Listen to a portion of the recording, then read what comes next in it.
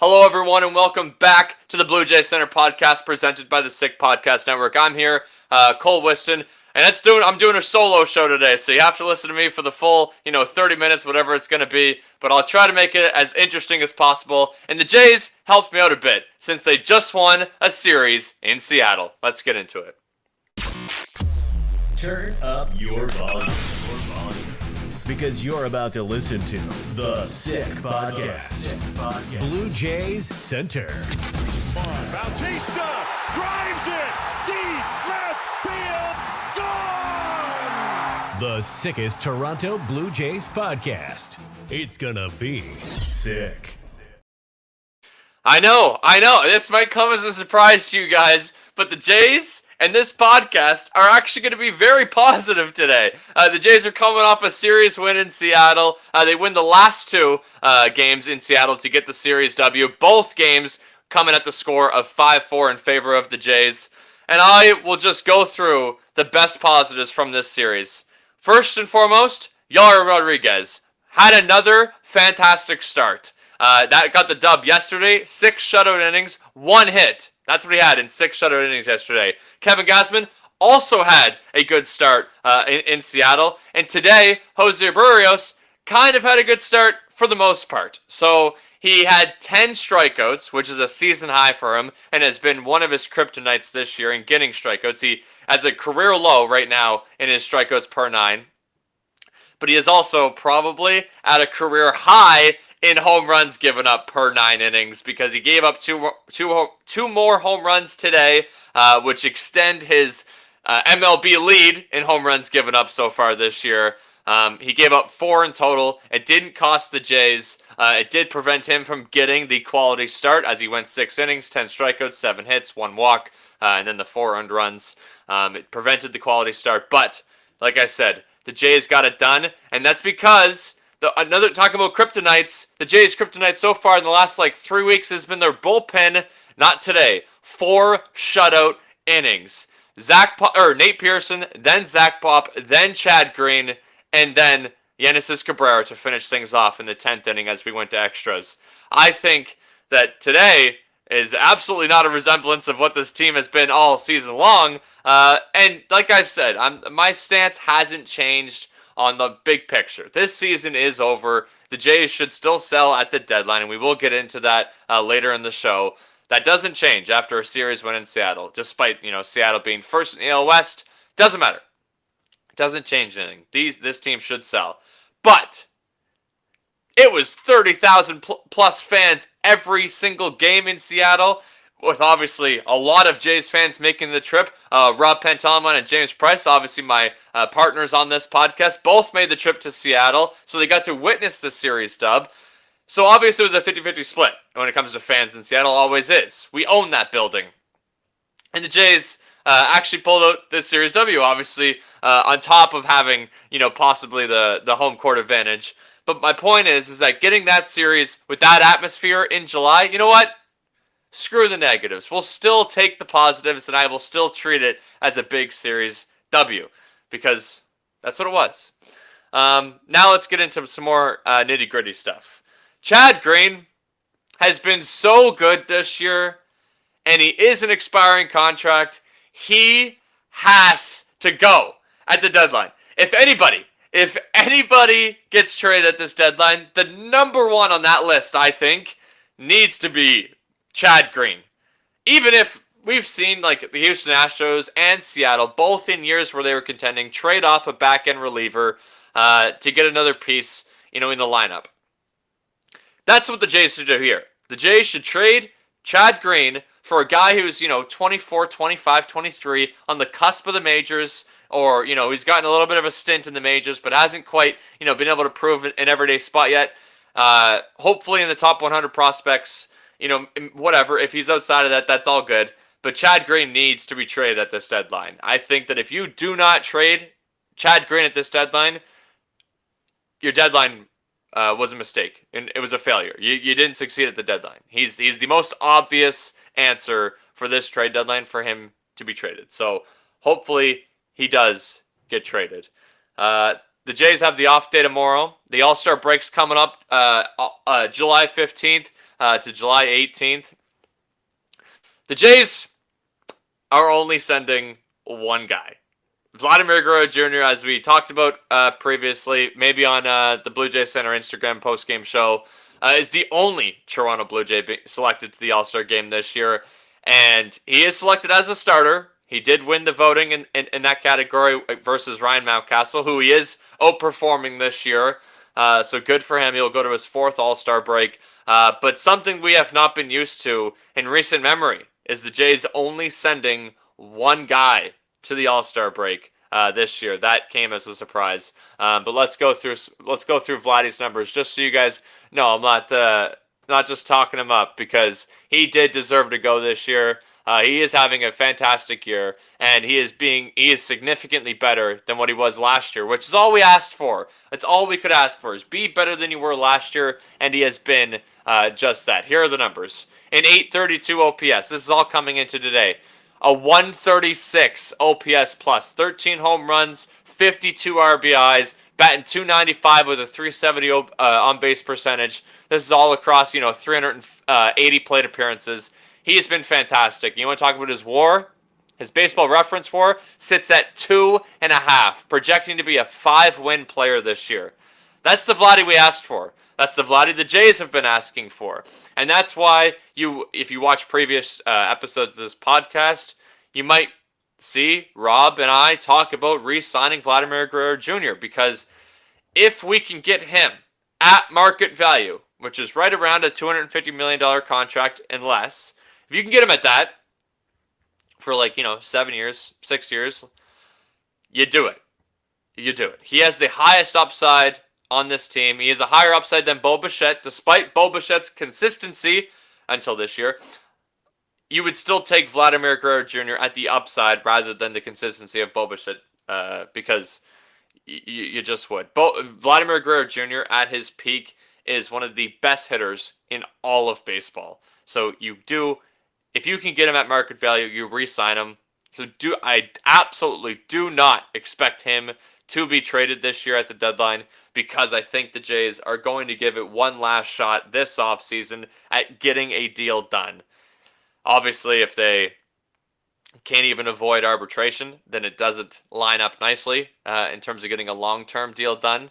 And that's what they've done every year up to this point, is they've went to arbitration, and that's why Vladimir Guerrero Jr. is making $19 million on the books, despite still being in his, first 6 years of his entry-level contract. So we will see what happens in the offseason, but if you can get him at market value, the Jays should absolutely take that deal. It would still be the biggest deal in Toronto Blue Jays franchise history, which is obviously still a statement to make, especially when you don't know what's really going to happen after 2025. But Vladimir Guerrero Jr. has earned that. You go through his 6 years so far with the Jays, 6 being this year.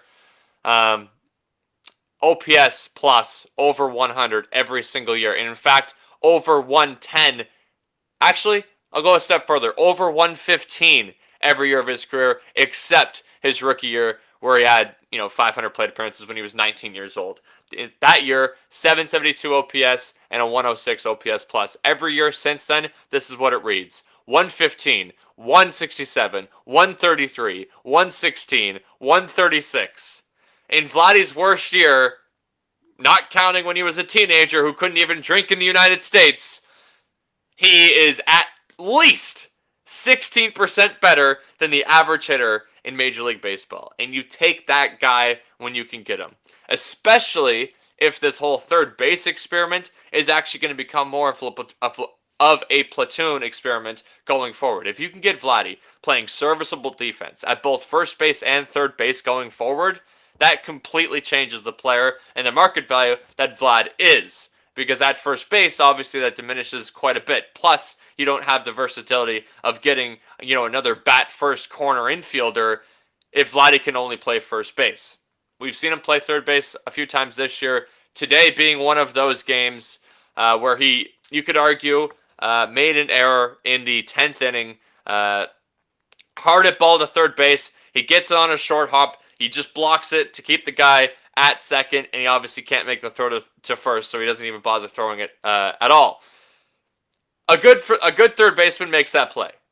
And that would have made it 2 outs in the 10th inning, a runner on second base, infield back. Eventually, they ended up having to load the bases, but the Jays got done regardless. Didn't matter. But that is a play that a good third baseman makes, and that is part of the reason why the Jays are hesitant to having Vlad, play third base at any extended time period. Okay, so now we're 10 minutes into the show. And I'm handing out a bunch of flowers when it comes to the Toronto Blue Jays right now, which is a good thing, especially when you're going into the deadline looking to sell. Because if everybody's, up here, then all of a sudden that trade value is also up there, and it makes a lot of these guys a lot more enticing. But let's get into my stat genius of the day, and that'll be George Springer.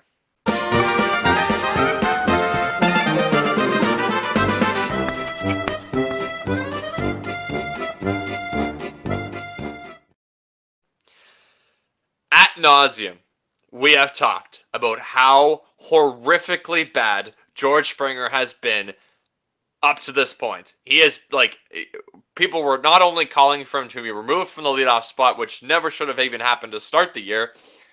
We were calling for him to get traded and eat the $25 million contract that he has. We will pay for you to leave this team. That is what George Springer has been up to at points during this year to start the year.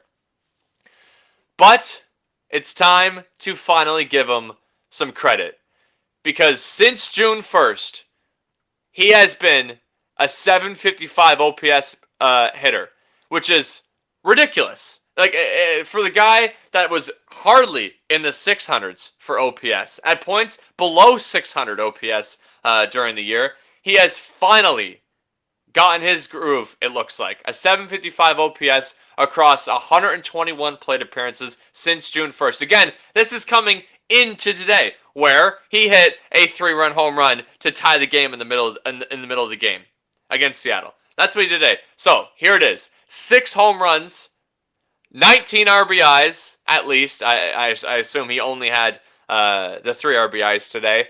And yeah, a 755 OPS, which will probably bumped up to, 780, I'll say, at least. Small sample size across the 120 plate appearances. Springer might be back. He might legitimately be back. I think even the last podcast I was on here, and I was like, let's pump the brakes. Let's not come to any ridiculous conclusions with George Springer. He's still 36 years old, whatever he is. I'm pretty sure he's 36 years old. I'll look at it right here. No, 34 years old. Okay. So not as old as I thought, but guys at this age are destined to decline. And it looked like we had hit a wall with George Springer. It looked like, we got to the cliff, and we didn't just get to it. We walked right off of it. That's what it was looking like this year. You still look at it over the year on Baseball Reference, 666 OPS over the year. That's coming into today, but yeah. So still having a really bad year. A 90 OPS plus, that's a 10% below average hitter. 221 batting average. There's just nothing good about George Springer's across the numbers. He's a 0.9 WAR coming into today, which probably be bumped up to 1 after today. 10 home runs on the year. So there's very few positives when it comes to George Springer when you look at the entire sample of 2024 for him. But it looks like he might be turning it around. And I don't know what that means, big picture-wise. I don't know if that means, there are going to be takers for him at the deadline, or if there are going to be takers for him in the offseason. I'd be surprised if anybody's willing to take on that contract. But if the Jays can get off of him while eating some of the contract, and you still get a decent return for him, then I think the Jays should do it. And, we're creeping up on the deadline right now. This might be the best version of George Springer you get. That's what the Jays need to come to realization, is that this current version of George Springer might be the best version left of George Springer. For a guy that's been as bad as he's been up until June, and that's not even just, from April to June. I'm not just, counting just those 2 months. We talked about it. He's been bad going back into last year, 2023. He's been bad for a long time. Large sample size. Right now, you probably don't get a better version of him. For example, the last time we saw a 755 OPS George Springer was 2022. He finished last year with a 732 OPS. 2022, he finished with an 814. Obviously, 2021, he was fantastic, 907 OPS. That was the George Springer that we bought and paid for, and we were hoping for. We just couldn't, get him to actually play any meaningful games in October, past, multiple losses in the wild card series. That was the George Springer we were looking for. But recently, for the last 2 years, we haven't gotten that guy. So I think if you need to find a way, hopefully George Springer continues this hot streak going into the deadline, and you have to find a way to get off that contract. You have to find a way to use that roster spot with somebody that will actually contribute to you in 2025. Because the Jays, and from everything we've heard, it looks like still want to compete in 2025. I've always said that has to come at a caveat. That must mean that one of Bo Bichette or Vladimir Guerrero Jr. are signed. If they aren't, if neither of them are, then that team should not be competing in 2025. There is no sense in competing in a year where your core, the biggest part of your core, are walking into free agency. There's no reason. So you better find a way to use as many roster spots as possible next year to the best of their abilities so that they actually can compete in 2025. But George Springer, you just can't bank on that in 2025. So credit to George Springer for getting hot. Hopefully it continues into the deadline. And I know it sucks to say this, but hopefully he also gets traded. Okay. It is going to be a short one today. I'm going to preview. Actually, no. We'll get into the fan questions first. I grabbed some fan questions off of the Blue Jay Center Instagram page. It's been a while since we've done this because usually we have a ton to talk about. Usually just a ton to complain about. But I have some fan questions for today. First question was, do we have any chance at making the postseason? Statistically, yes. Realistically, no.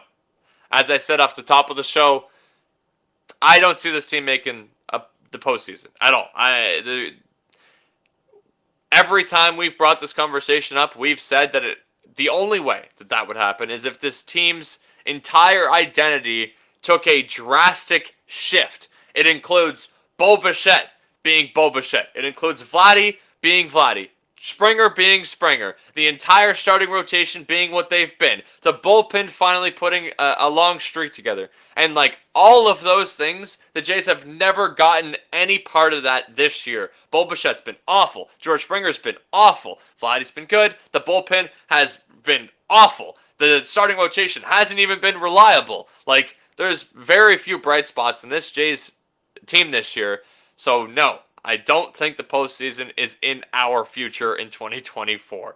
But if you look at Fangraphs and you look at Baseball Reference, yes, there are still technically odds on us making the postseason. I think they would sit right around 7% mathematically. Second question. What's the biggest rivalry in baseball right now? Obviously, you have your instinct answers, Red Sox, Yankees, Dodgers, Giants, Jays versus anybody in the AL East. Jays, Red Sox, Jays, Yankees, Jays, O's, whatever the case may be. I think right now the biggest rivalry in baseball is actually still Yankees, Red Sox. I think I watched their previous series this year. I believe it was in Fenway. I could be mistaken, but my point is it still felt like Yankees Red Sox. It still felt like two teams vying for the AL East division title. In the middle of August or September. With the postseason right on the brink. Obviously, it wasn't that. It was in June, and the Red Sox are terrible, and the Yankees are the first in the AL East, and they were at that time, I think, by a few games. But it still feels like Yankees Red Sox. I think no matter what, you can count on those two teams providing the biggest rivalry in baseball. I think year in and year out, you have a couple new ones come in, like Dodgers Padres has been one the last few years, and it's been fantastic. But the Dodgers have pretty much gotten the better end of that stick, so I don't think that that's much of a rivalry anymore. Plus, the Padres have the last couple of years underperformed, so I don't think it's them. You could go Dodgers-Giants like I brought up, but the Giants are below 500 right now, and the Dodgers are obviously the best team in the world from a roster standpoint. So my instinct answer is Red Sox Yankees without really looking into it all that much. But feel free to let us know in the comments what you think the biggest rivalry in baseball is right now. Okay, now let's preview the San Francisco Giants series coming up. Speaking of the Giants, the Jays are headed there to San Fran. Not tomorrow, but the next day. The Jays have the off day tomorrow on Monday, and then they go to San Francisco for 3. And guess what? Guess who's starting game 1 for San Francisco? This is of course this lined up this way.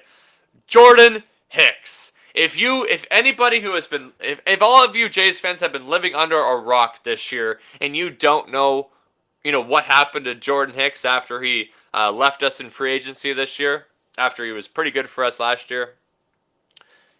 Not only did the Giants sign Jordan Hicks, they signed him to be a starter. For all Jays fans, they should remember Jordan Hicks was a reliever with us last year, and that's what he's been his entire MLB career.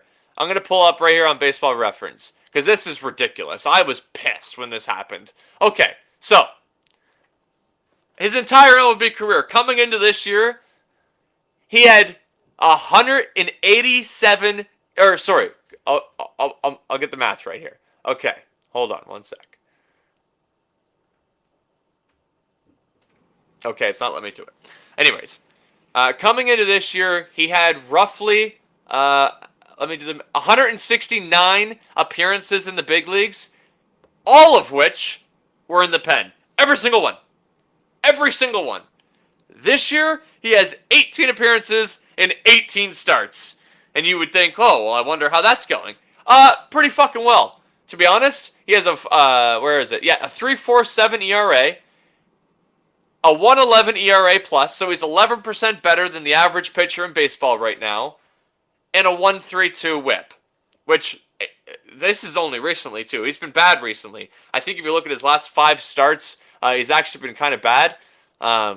So 5 weeks ago, let's say 4 weeks ago, he was significantly better, and it was like it was turning into like the signing of the offseason, a guy that you signed as a reliever for every year of his career, and you turn him into a formidable starter. Yeah. Okay, here we go. I'll pull it up from. I'll get rid of his last 3 starts on Baseball Reference. His last 3 starts, he had given up like 3 and 3 and 5. So I got rid of those 3. Oh, this is ridiculous. This is stupid.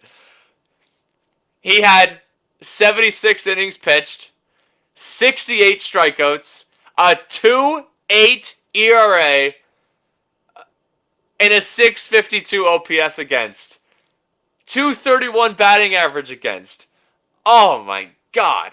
Absolutely ridiculous. The last 3 starts he has not been good, so hopefully the Jays can get to him. He doesn't have a revenge game against us, because that would be awful. That'd be the cherry on top if he comes out and dices us, which in all likelihood he will.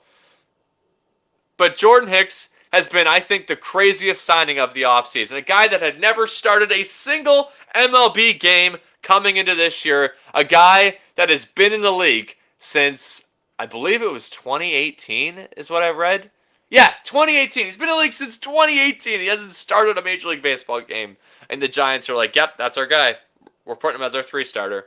As we know, Blake Snell signed late in the offseason to the Giants as well. And good thing for Jordan Hicks, because Blake Snell has also been bad this year. So, and like not only did he start late, but he's been on the IL. Like, it seems like every 4 starts or every 3 starts, he goes back on the IL for another 2 weeks, 3 weeks, 4 weeks. So, yeah, he's having a terrible season. But, yeah, the Giants scored in Jordan Hicks. We talk about Pete Walker being the pitching magician. How? How did he not see the starting potential in Jordan Hicks? I don't know. The Jays got Yusei Kikuchi going, Chris Bassett going, and then I believe that would line up to be maybe Yariel going. Maybe. I don't know. Or Kevin Gausman going. One of the two. They got Jordan Hicks they got Yusei Kikuchi and Chris Bassett going for sure. That I know. I think I've covered. Oh no, I wanted to mention one more thing. I was giving out shout outs. Leo Jimenez. Jimenez got called up this week in favor of, I forget who got sent down. I believe somebody hit the IL. Regardless, Leo Jimenez got the call up, and he made his major league debut today. He went 2 for 3, scored a run. Fantastic MLB debut. So shout out to Leo Jimenez. And Dalton Varsho continued to prove in this series. He made 2 highlight reel catches at the wall in the first 2 games of the series. And then today he came up with a double in the 10th inning to win the game. So a great series from Dalton Varsho, proving once again that he is the best outfielder in baseball. And I swear to God, if we rob him again of a gold glove, I will lose my mind. Last year, he did so much at left field and center field, it kind of led to him not being qualified for either of the left field or center field gold glove awards, but it certainly should have gotten him the platinum glove award. Regardless, 2 things need to happen. Either you just don't be stupid and you give the best outfielders in baseball their deserving awards and you get rid of left field, center field, right field, or you find a way to make sure that guys who are like Dalton Varsho still get their praise. It is ridiculous that the guy who led last year in DRS didn't get a gold glove, didn't get an award for his defensive output, yet he was the best defensive outfielder in all of baseball. He has continued to do that this year, so find a way to award Dalton Varsho his due and his proper credit for his defensive ability, because he deserves it. All right, everybody. I think I've covered everything that I wanted to cover today. I know it was a short one, but I was by myself. The boys are in Seattle. They'll be back this week. We should be back on Thursday. But I think I did a pretty good job. I got all the positives out. It wasn't a negative show. I saved On the Farm for James, so I'll have plenty to talk about come Thursday. And I still got Stat Genius in, baby. So let's go. Thank you, everybody, for watching. I'm Cole Whiston. This was the Blue Jay Center podcast presented by the Sick Podcast Network. And that's a wrap. Hope you don't miss us too much until next time. Follow the Sick Podcast Blue Jay Center on YouTube, Google Play, and Apple Podcasts.